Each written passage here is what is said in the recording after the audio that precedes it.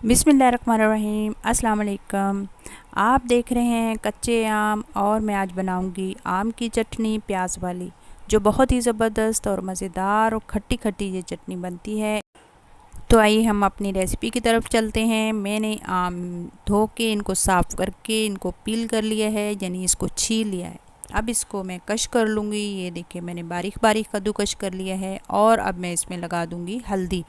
हल्दी के मैं 3-4 चम्मच खाने वाले और 3-4 चम्मच ही मैंने नमक के डाल के इसको तकरीबन आधे घंटे के लिए रख दूँगी, ताकि इसका पानी सारा जो खटाई है वो निकल जाए।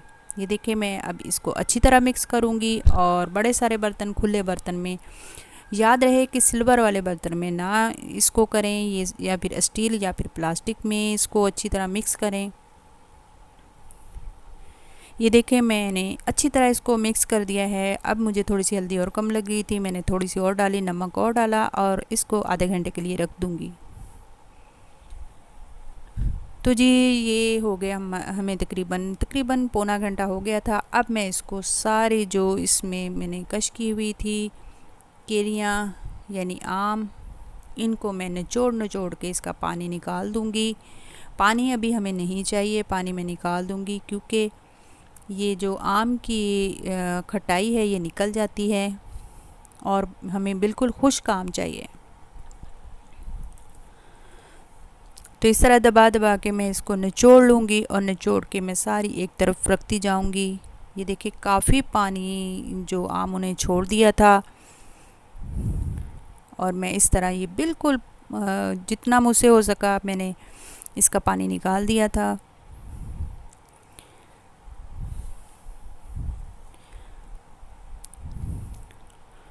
तो जी जनाब, अब मैंने एक चारपाई पे, मुझे शाम का टाइम हो गया था, अगर दिन का वक्त है तो आप 2 घंटे के लिए धूप में इसको सुखा सकते हैं, लेकिन शाम का टाइम था। मैंने चारपाई पे बड़ी सारी प्लास्टिक की शीट बिछाई, उस पे सारा इसको फैला दिया।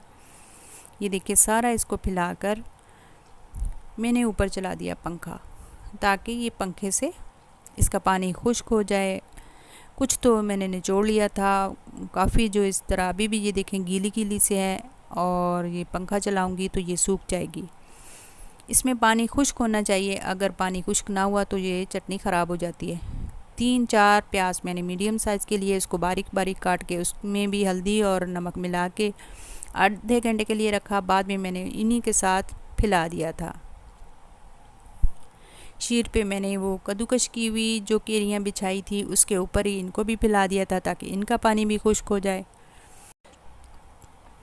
तो दूसरा दिन हो गया है ये, जैसे शाम को मैंने बिछाई थी, अब तकरीबन 10-12 का टाइम हो गया है दोपहर के।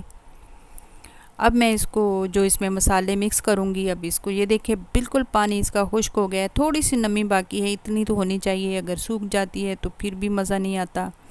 ये देखिए थोड़ी थोड़ी सी नमी है, बाकी जिस तरह की मुझे चाहिए थी। अब सारी इकट्ठी करके मैं एक बड़े बर्तन में डाल दूँगी और फिर मिलाऊँगी इसमें मसाले। कलौंजी जो मैंने डाली थी वो 1.5 चम्मच डाली थी, और इसमें मैं डालूँगी गरम मसाला। गरम मसाला इसमें कुछ ज़्यादा जाता है। ये देखिए गरम मसाले के मैंने 2 चम्मच भर के डाले थे। ये घर में ही पिसा हुआ मसाला जो मैं खुद पीसी हूँ वही डाला था। और अब मैं इसमें धनिया डाल दूँगी। धनिया भी तकरीबन मैंने 3 खाने के चम्मच भर के डाले थे, और ये कुटी लाल मिर्च डाली है, ये मैंने तकरीबन 2 चम्मच डाले थे। इसमें हस्बे ज़ायका आप डाल लें जितना आपको पसंद है, लेकिन मैं ज़्यादा इसमें नहीं डालती क्योंकि फिर बहुत से खाई नहीं जाती। और हल्दी फिर से डालूँगी क्योंकि पहले तो मैंने सिर्फ वो उनको आम को लगा के रखी थी, वो तो सारी पानी में निकल गई, उसका कलर ही है। अब मैं इसमें हल्दी और डाल के ताकि इसमें जायका आए, और डाल दूँगी सिरका।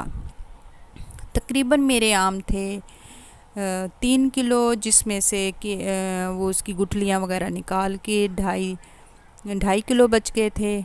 और उसके बाद जो मेरे पास अभी जो चटनी आई है वो तकरीबन 1 किलो की आई है खुश्क होके।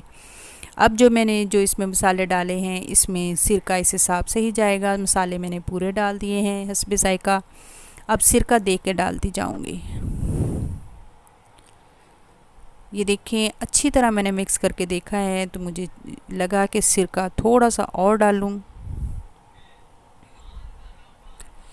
तकरीबन जो 1 किलो की चटनी जो तैयार हुई है उसमें आधा जो बोतल थी वो सिरके की लगी है।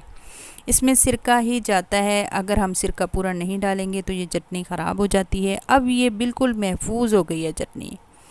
अब ये साल के लिए भी अगर आप इस्तेमाल करना चाहें तो ये कहीं भी जाने वाली नहीं है। हाँ, ये है कि गीला हाथ या गीला चम्मच इस जार में ना डालें और बिल्कुल खुश्क चम्मच से आप ये चटनी निकालें। बहुत ही मज़ेदार लगती है चावलों के साथ, सालन दाल के साथ, गोश्त के साथ।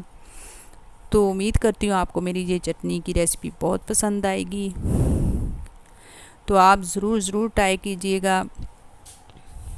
इसको आप एयर टाइट जार में बंद करके फ्रिज में रख सकते हैं और पराठे, चावल, सब्ज़ी, गोश्त और हर किस्म की दाल के साथ इससे लुत्फ़अंदोज़ हो सकते हैं।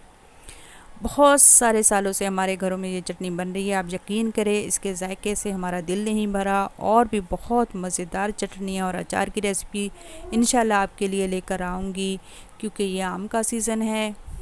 तो ये जो चटनी का ये जो पार्ट था, ये 1 पार्ट था, इसकी पहली किस्त थी, यही समझ लें।